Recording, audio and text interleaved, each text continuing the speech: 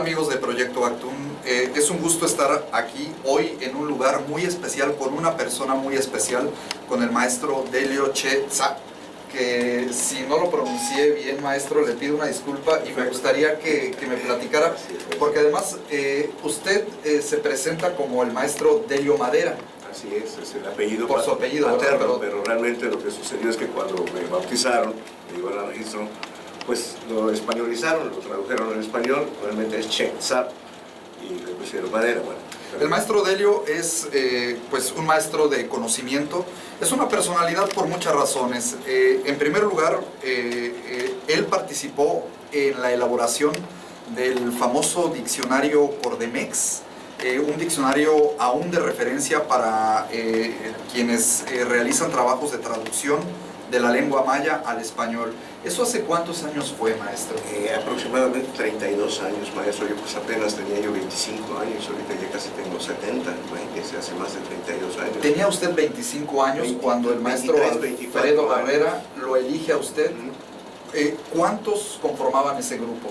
Aproximadamente 8 personas. Teníamos al doctor Alfredo Barrera, que era la cabeza principal, los mayablantes éramos un servidor Delio Madera, había un muchacho Víctor Tzul, que era de UMAM, y don Domingo Tzul también, que era un muchacho, bueno, en aquel momento era un muchacho, pero hoy también es una persona grande, y estaba el papá de Ronald Peniche, de Leopoldo Peniche Vallado, perdón, estaba el maestro William Brito Sansores, y el Refugio Vermont, éramos todo el equipo, más las secretarias obviamente. Yo estaba en la redacción, el diccionario realmente, yo era el que manejaba la primera computadora en aquel entonces, yo tenía que capturar en una de las papeletas, que era una palabra, con su descripción etimológica y todo lo que realmente había que preservar. Imagínense, sin duda, pues el maestro Delio es una persona de mucho conocimiento, un maestro maya que además ha colaborado con importantes personalidades dentro del ámbito de la investigación académica de la cultura maya.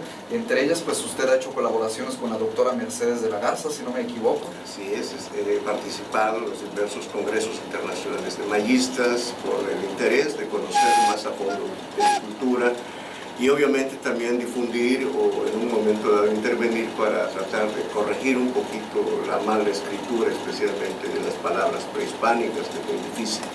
Pero bueno, esa es una labor que yo estoy desarrollando actualmente, y recorriendo los lugares donde se me invita, al interior del estado y hasta donde no se me invita.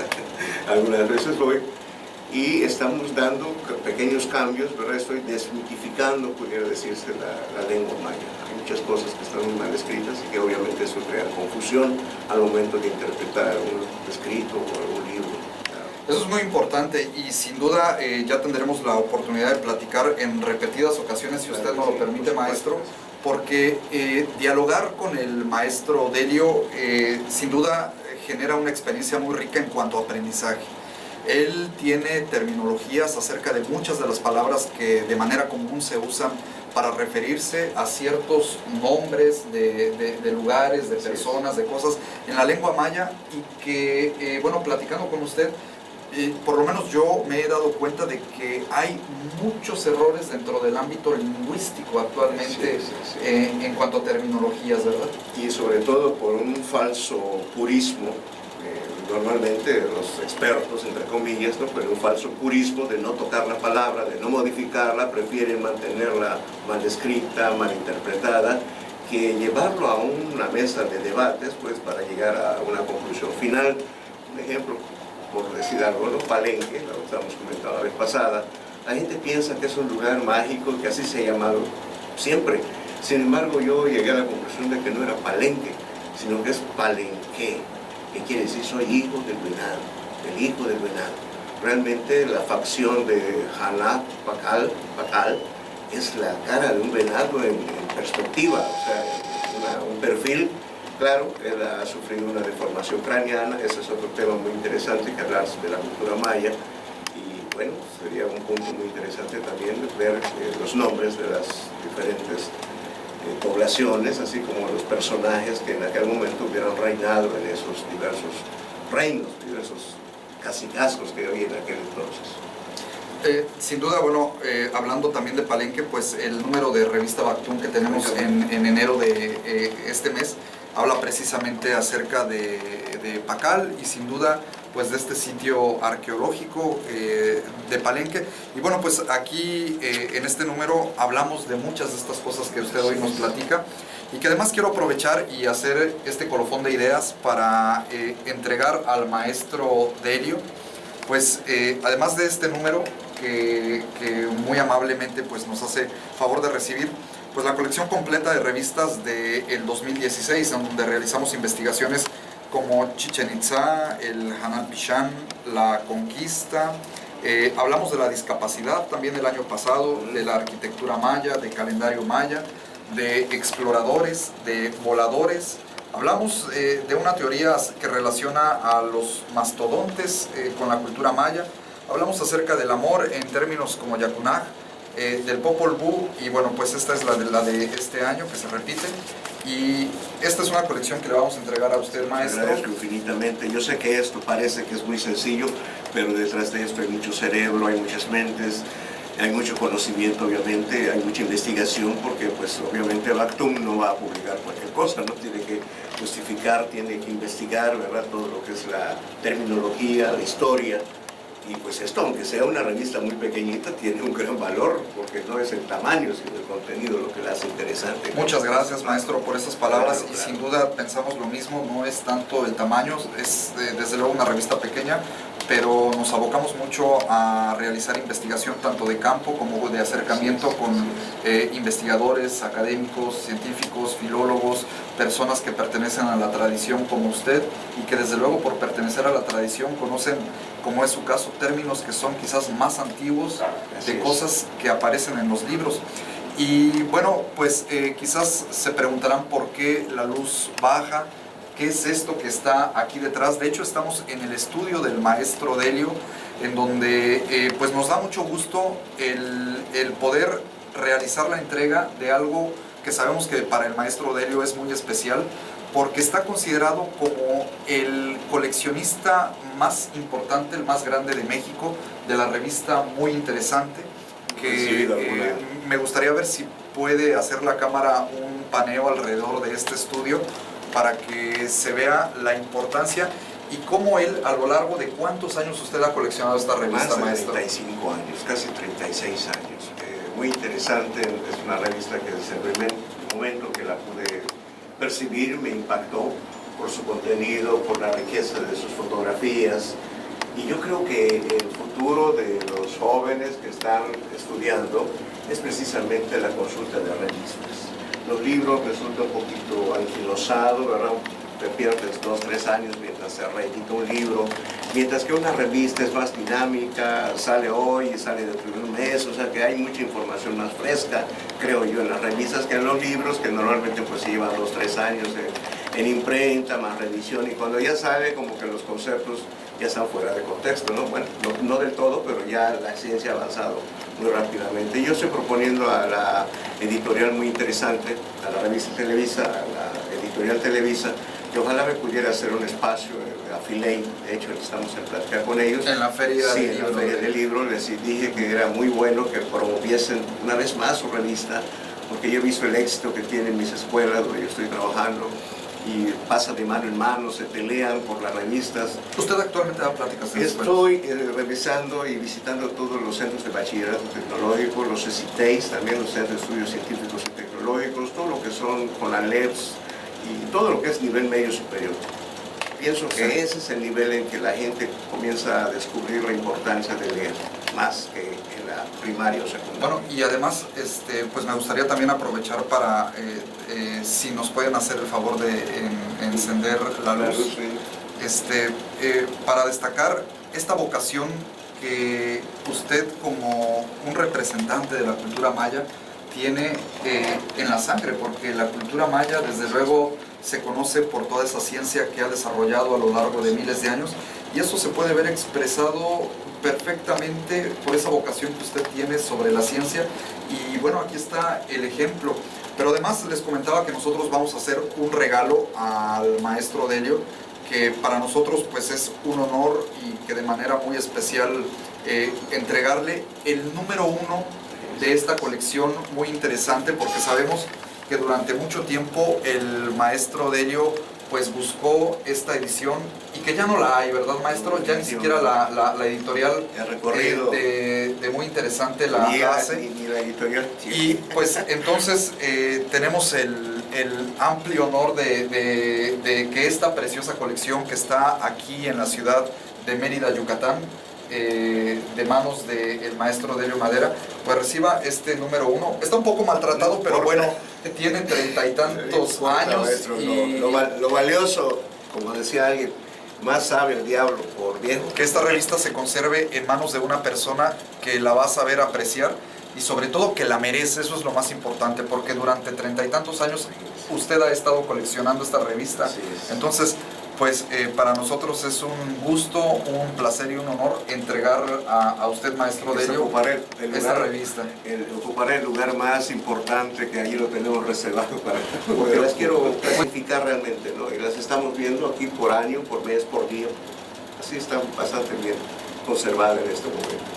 Pues muy bien, maestro. Hemos aprovechado la ocasión para hacer este colofón de ideas y desde luego rendirle el merecido honor a su trabajo de muchos años de coleccionar esta revista.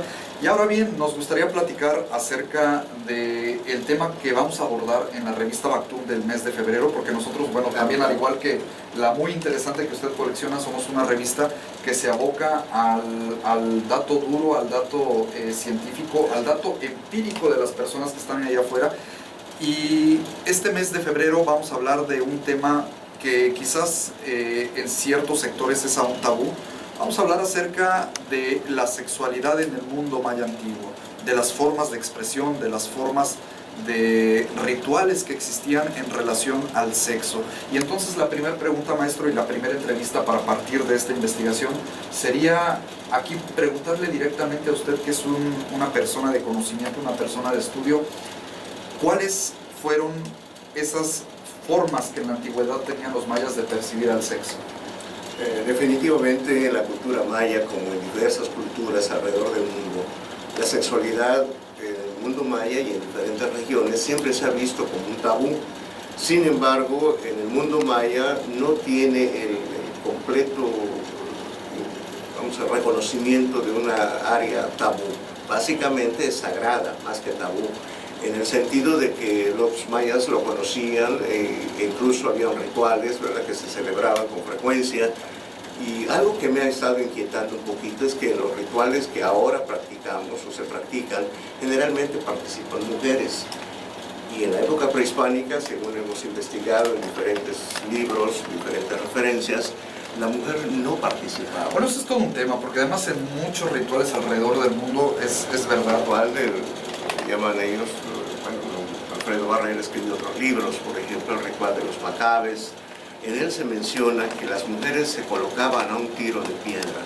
O sea, un hombre normal agarra un tiro de piedra. Para más o menos darle una ubicación, una dimensión al público, un tiro de piedra es una distancia que una persona aventando una piedra podría alcanzar esa piedra, ¿verdad? Con su fuerza total, y tal vez estamos hablando de unos 70 metros, tal vez 80 metros. Las mujeres se mantenían separadas del área de la ceremonia, preparando comida, atoles, bebidas, etcétera, tostando elotes, etcétera, y los hombres se dedicaban a lo que es la ritualidad en sí, a lo que es la ceremonia. Incluso si había algo que hacer cocinado, los hombres lo hacían porque pensaban de alguna manera que la mujer podría contaminar. Bueno, desde luego aquí también vamos a aclarar que el sentido de platicar de todo esto es porque son las formas reales de expresión que existían en el pasado. Nosotros igualmente hemos podido documentar y estamos investigando las razones, en este caso, el por qué. ¿Cuál es la razón por la cual las mujeres no podían participar? Bueno, normalmente las mujeres eran consideradas, tal vez incluso en el pueblo judío. Si actualmente alguien de México quiere viajar a Tel Aviv, por ejemplo, les dicen que si la mujer está en su periodo menstrual, se tenga que separar del grupo total. Los hombres en el avión no van como las parejas abrazándose, los varones van del lado izquierdo, las mujeres del lado derecho. Incluso se sacuden los pies antes de subir al avión, no subes con zapatos normales, los dejas allá y te dan unas chanclas para subir, o sea, toda una ritualidad en cuanto a la cuestión sexual. Maestro, yo quisiera preguntarle, Sí. ¿esto tiene que ver con cuestiones ideológicas o tiene que ver con algo en específico que a nivel, no sé si decirlo, físico, energético, espiritual, pueda afectar el momento? Bueno, en realidad se sabe incluso que los sacerdotes, la gente sagrada, Mercedes de la Garza comentaba en una ocasión que había hombres, y la doctora Mercedes de la Garza había comentado en una ocasión que las razas mayas, las tribus mayas, están formadas de dos clases de hombres. Unos que ella le llama los nahuales, con G de nahual, tal vez un poquito variado, pero yo le llamo nalhual, más que nahual, es un nalhual, que son los hombres sagrados, y el nal es elote y el hual es hijo, es el hijo del elote, el hijo del maíz. Eran hombres sagrados que se presuponía no eran engendrados por hombres. Los que somos engendrados por hombres dentro del mundo maya nos llamamos macehuales. Los macehuales. Los macehuales. Y aquel otro grupo más sagrado se llama los nalhuales. Para quienes nos ven en otros países, ¿qué es macehual? Macehual es maquehual, debe ser más que macehual, maquehual. Mac en maya significa hombre, igual a su vez es hijo, hijo de hombre, y el otro es hijo de maíz, los hijos sagrados, por decir algo, los que tienen los poderes en los cuales se manifiesta el poder del Altísimo, del Dios eterno, porque también entre los mayas el Dios aquellos que reina en culto, que se llama Huna, Hu, literalmente quiere decir el único Dios. O sea, a mí me cae mal, me da un poquito de escozor cuando oigo que alguien dice los dioses mayas. Yo siempre pregunto a la gente, incluso Roldán ha hecho un libro de él, y le digo, a ver, maestro Roldán, dígame un libro, dígame un dios maya. Y me dice, Yuncash. No es el señor del monte, le digo, no es el dios, le digo. Yunik, es el señor del viento, le dije. ¿No? Y en la cultura náhuatl también existe, por ejemplo, le llaman Tlaloc, pero Tlaloc no me suena a un nombre prehispánico. Yo le puse Al-Ok. Al-Ok quiere decir de los pies ligeros. Y es una representación del aire. Del viento, así del viento, claro. Porque correcto. va flotando y entonces esto es lo que significa no Tlaloc, sino Al-Ok. Parece que los nombres del centro de la República también tienen una relación directa con alguna influencia. Claro, por supuesto. Bueno, en Chichén Itzá están expresadas estas influencias y esta transmogrificación. Moctezuma, imagínense, Huitzilopochtli. Esos nombres tienen una traducción casi directa con la lengua maya. Así es. Y maestro, me gustaría también preguntarle acerca platicaba usted de ciertos rituales en donde la mujer le es prohibido participar. Hoy en día vemos que hay mujeres incluso, no solamente participando, sino como sacerdotisas. Sí, está totalmente fuera de contexto, no debiera de hacerse. En el mundo antiguo no. En el mundo antiguo las únicas mujeres que no participaban de lleno, pero sí formaban parte de lo que es la clase sacerdotal, casta divina, por decir algo, eran las que le llamaban las vestales del fuego. Eran las vírgenes de fuego, porque eran las encargadas de cuidar el fuego. En caso de que se apagase el fuego, ellas eran las responsables de que no se apagase, pero si porque se durmieran, porque era de día y de noche, había que mantener el fuego. El fuego que los mayas utilizaban era el que cae de un rayo. En el momento de prenderlo, pues trataban de que no se les apagara nunca. Imagínense, no tenían cerillo, no podían encenderlo.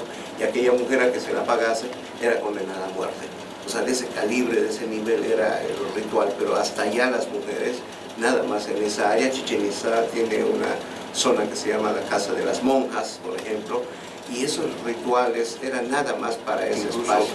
Vemos ceremonias le llaman ellos las grutas aquí del Oltún. En la entrada existen falos labrados de 3 metros de altura. Y esto es un ritual que significaba que la... Yo quería llegar a eso, maestro. Sí. Esos falos, por ejemplo, igual en Uxmal hay falos. ¿Cuál era su significado y por qué están ahí? El significado básicamente era la demostración de la fertilidad. Más que la cuestión meramente sexual, era la demostración de la fertilidad. Sabemos que la zona de Uxmal, por ejemplo, era una zona donde no había mucha agua, y que ellos utilizaban muchos chaltunes, vamos a llamarle, acopio de agua cuando había una lluvia. existe bastantes incluso basamentos y sartenejas y vamos a llamarle aljibes que ellos creaban en esa época para acumular el agua, de tal manera que ellos no tenían ritualidad en cuanto a mucha lluvia por allá. Entonces sí, ciertamente cuando había escasez de agua, ellos hacían rituales de tipo no sexual, sino más bien de pedirle a la naturaleza, sí, que viniese la lluvia. Y cuando venía, pues obviamente ellos lo hacían como un sacrificio, porque también entre los mayas, ¿verdad?, había la perforación del pene, claro, como una medida de purificación. Claro. Y entonces cuando... Y el primero en hacerlo era el Jalachuwin. Así es, y por ejemplo, había una ceremonia que aquí ya ningún libro lo documenta actualmente, pero yo recuerdo haber leído hace muchos años que había una ceremonia en que los varones, no sé qué número era, pero se acostaban desnudos con el miembro penetrando en la tierra y eyaculaban en la tierra como una forma de poder, vamos a llamarle, fertilizar la tierra. Ahora bien, dentro del simbolismo ritual y sagrado de lo maya, maestro, ¿existe algún indicio de cómo era ese encuentro sagrado entre un hombre y una mujer en la antigüedad? Bueno, definitivamente mi mamá tiene una anécdota que me contó cuando ella era muy niña, bueno, no muy niña, ya era una mujer casada, y la invitaron para ser madrina de un matrimonio en un pueblo del interior del estado, muy cerrado el pueblo, por supuesto, la gente de allí casi no salía, y mi mamá pues fue acompañándolas y se hizo la madrina, y al cabo de un año mi mamá vuelve y le dice a la mujer, oye, ¿y mi nieto? Y pues, no sé, le dice, pues ¿qué pasó? Le dicen al hombre, ¿no? ¿Cuándo vemos al nieto? No sé, y la gente, mi mamá llegó a comprender que ellos no estaban haciendo un sexo normal, sino que era en base de abrazos y besos. Incluso el supuesto coito de ellos era vestidos. Pues ¿cómo la están haciendo? Le preguntaron, no, pues con ropa. No, no, por favor quítese la ropa para que cuando en un año que yo vuelva ya tenemos a un niño. Entonces realmente eso me llevó a pensar que entre la raza maya la sexualidad era como algo muy demasiado sagrado. Pudiera tomarse hasta como un juego, como algo infantil, ¿no? Pero realmente había una gran sacralidad en ello. Se respetaba perfectamente los ciclos menstruales de la mujer, no como en la actualidad. En la actualidad la gente hace lo que quiere, ¿no? Pero en aquel momento los hombres eran muy cuidadosos en la cuestión sexual. Tal vez estaba regido incluso por un calendario. Los calendarios influyen definitivamente en esos rituales, definitivamente. La cultura maya en el pasado siempre se manejó a base de calendarios. Siempre se manejó a base de calendarios. ¿Existe algún calendario especial para la mujer? Hay uno, claro, que es desde luego... que está relacionado con la luna. El Sorquín. El Sorquín, exactamente.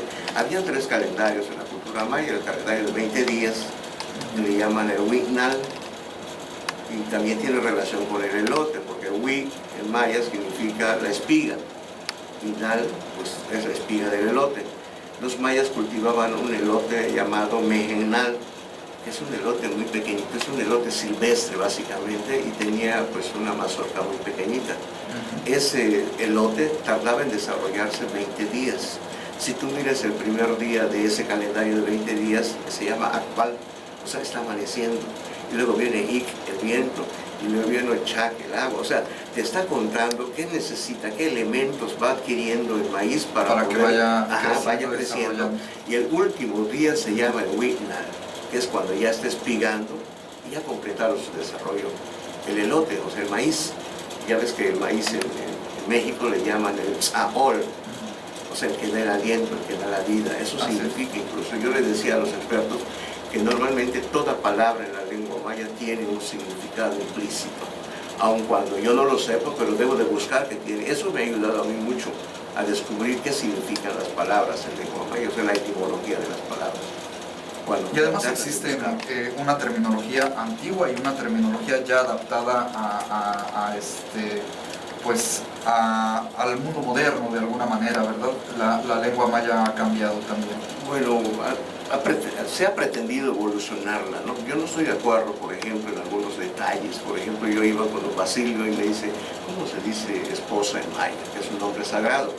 Y yo le dije, ¿y Huatán? Según lo que yo conocía, me dice, no, estás mal. No se llama Huatán, es Huettam. quiere decir es mi media naranja, es la parte delantera mía. Así es como se dice. Ajá. Sí, sí, porque esposa en nuestro concepto occidentalizado es algo así como mi propiedad, mi propiedad. Y no, en maya es mi otra mitad, es mi otra mitad. O sea que cuando hacemos el sexo nos unimos nuestros frentes.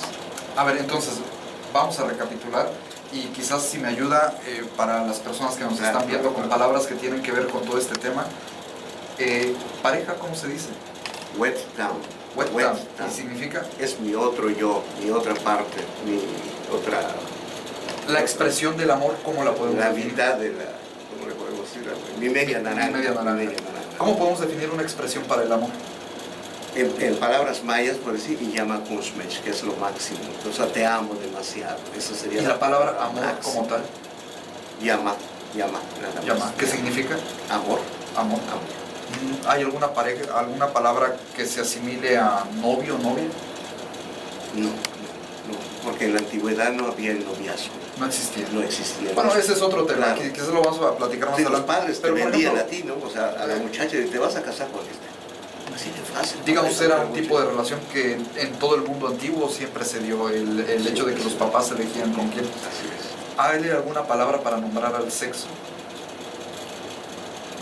Las palabras son diferentes en cuanto al hombre y la mujer, pero la relación sexual en sí ¿Como relación? No existe esa palabra. ¿No existe alguna terminología? Pues nada más en cuanto a tom, que tiene que ver con tum, como katum, como y piedra. más que katum es katum, porque los mayas, por ejemplo, cada 20 años se consideraba que el hombre ya tenía edad como para casarse. Entonces, cuando ellos hacían una pequeña estela, ponían piedras y cuando tenían el primer 20 atravesaban una y seguían las piedras y atravesaban otra. Cada 20 años atravesaban una. Entonces ese atravesamiento se llama el katum. Ahora bien, hemos hablado... Katum, claro, ¿no? Pero Katum. Hemos hablado hasta este momento acerca de la parte ritual, la parte sagrada. Ahora me gustaría que me platicara si existe alguna evidencia, si usted conoce cuál era la percepción que se tenía acerca del sexo, pero como una forma de placer. Bueno, si tú observas, por ejemplo, el Dresden en la página 78, 79, tiene varias imágenes en cuanto a los... Parece que es incluso Samna, el que está haciendo un coito con Shell en un momento dado, ¿no? Pero si tú te das cuenta, en la ritualidad no existe un erotismo, vamos a llamarlo... Como el que existe hoy en día. Existe actualmente. Así Más es. bien es algo ritual. La mujer está con ropa, nomás tiene así el faldón, los senos se le ven, el hombre nunca muestra nada sexual, no se le ve pena absolutamente, pues se consideraba algo místico, algo sagrado. Es más, yo te decía que aquellos padrinos y aquellos ahijados de mi mamá mantenían una relación sexual con ropa. O sea, finalmente se podía disfrutar, pero eso no le quitaba el aspecto sagrado al sexo. Ahora bien, acerca de la diversidad sexual, maestro.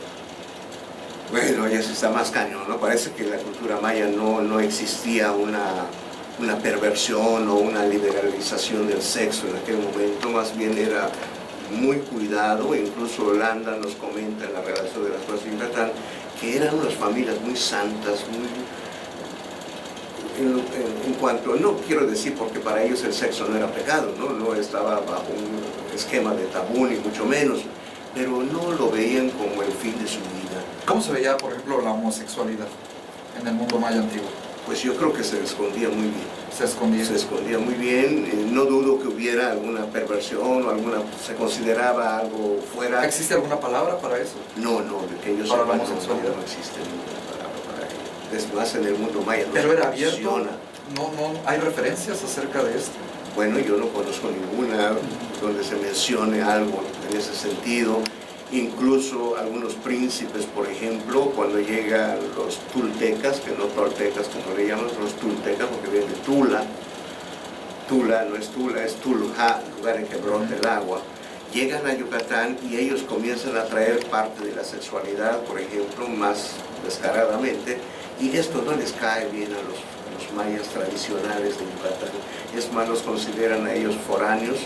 Uno de ellos es el famoso Nachi Cocom, pero es Nachi Cocom, Es el extranjero de los dientes cortos. Extranjero de los dientes cortos. Sí, porque ellos bueno, que se pensaba que venía del... Ellos traían la costumbre de limarse los dientes y se lo enseñaron a los mayas. Entonces, Nachi quiere decir extranjero, Nach en maya significa lejos, el que viene de lejos, y Cocom lo convirtió en una sola palabra, realmente dice Cocom, dientes cortos, el extranjero de los dientes cortos. Ahora bien, maestro, hay acerca de cómo se castigaba las malas conductas sexuales, ¿hay alguna...? Allá sí era muy estricto, te digo que en ese aspecto era muy estricto, incluso creo que eran con la muerte. ¿Con la muerte? Sí, yo creo que si por ejemplo una mujer era descubierta en un acto sexual por su marido, simplemente como en la época cristiana, de la era cristiana, era sometida a golpes hasta la muerte. La sacaban. ¿Pero de esto hay alguna evidencia? El Popol Vuh relata, por ejemplo, muy claramente cuando habla de las cabezas del árbol, de la jícara. La mujer supuestamente se embaraza por el escupitajo de la cabeza sagrada. Y esto me huele así como, pues, ¿cómo puede ser esto? ¿No? O sea, sabemos que esto puede ser un mito, pues una parte mitológica la que están relatando, más que una verdadera actividad sexual. Así es. Mitológica.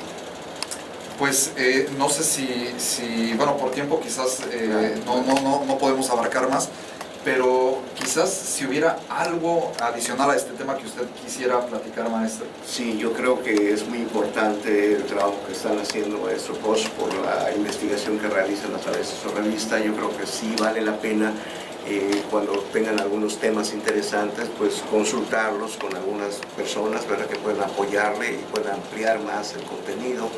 En el caso específico de lo que pregunta ahora, si usted ve los murales de San Bartolo, ahí habla, por ejemplo, del primer árbol, de la primera mujer, del primer dios, del primer sacrificio, luego del segundo árbol, y así va aumentando. Pareciera que estamos relatando una genealogía muy estricta.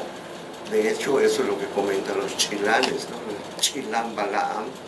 La gente le llama Chilán Balaam, pero es el Chilán Balaam, que quiere decir las generaciones ocultas.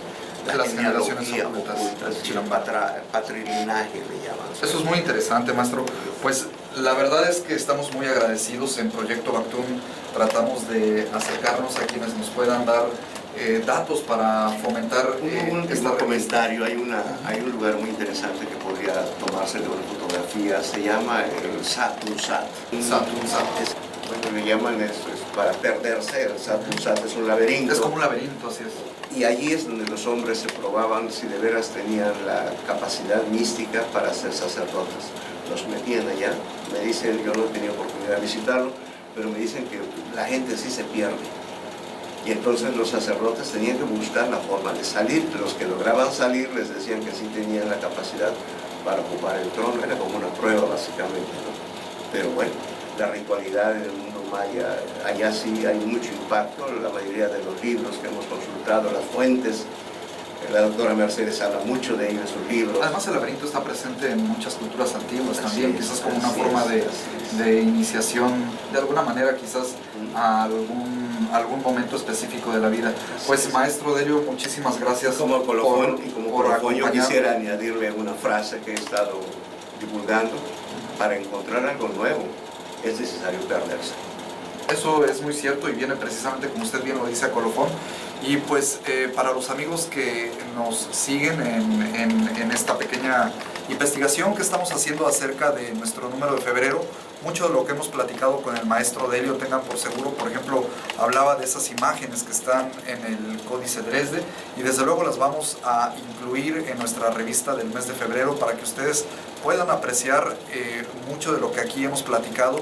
Y nosotros, pues la tarea es continuar investigando, continuar entrevistando y pues hoy les presentamos este inicio de esta investigación con el maestro Delio Madera, con quien tenemos el gusto y el honor de estar aquí en su casa, pues por muchísimas razones, porque como habrán visto es un hombre de mucho conocimiento y es una persona que puede aportar muchísimo a la investigación, y muchos académicos muy reconocidos como la doctora Mercedes de la Garza, como el maestro Alfredo Barrera en su momento cuando hizo el diccionario Cordemex, y el maestro con tan solo 20 y tantos años de edad, pues lo eligieron a él para elaborar este diccionario Cordemex en un grupo de 8 personas, lo cual nos quiere decir que efectivamente estamos ante una persona que sabe mucho, que debe de ser valorada por su conocimiento y que pues hoy nos hace el honor de estar aquí platicando con Revista Bactún. Y pues nosotros no nos queda más que agradecer el que nos hayan acompañado en esta investigación. Muchas gracias. Hasta siempre.